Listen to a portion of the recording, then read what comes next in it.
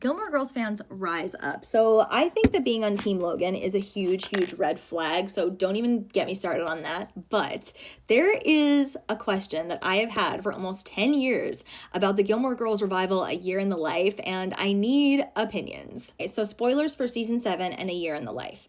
So at the end of season 7, Logan proposes to Rory. She says no, so then they break up. But then they are having this secret affair in A Year in the Life, which is obviously so disappointing. I have always wondered, why at this point are they not just together? I mean, it's obvious that Logan hasn't really changed for the better or matured in all of these years because he's cheating on his fiance.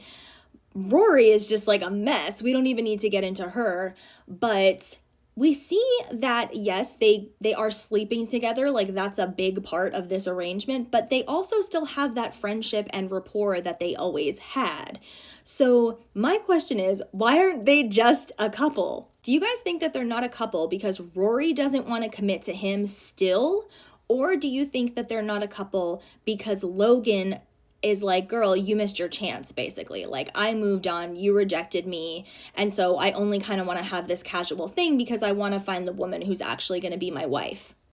Do you think that if Rory came to Logan and said, I screwed up all these years ago, obviously it's been so many years, we're still doing this, there's something here, I want to give this a real try, I want to be with you, do you think he would leave his fiance?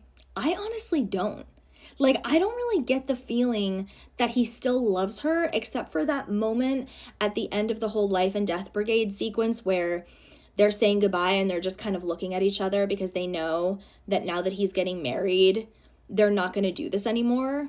But I wonder, I mean, how much are they actually going to hold on to that? I mean, she slept with Dean when he was married, so, I mean, maybe she's matured since then, but is Logan getting a ring on his finger and, signing a piece of paper really going to stop him from cheating? I mean, it certainly didn't stop his father from doing that. I've just always wondered, does she still not think that he's good enough for her? Like, is she, like, are they in this arrangement because they're like, hey, we really enjoy being together, but we know that we don't want to marry each other, so we're just going to, like, enjoy this connection while we can? Also know that a lot of people will just chalk this up to bad writing, which, yes, the revival is poorly written, especially compared to most of the series.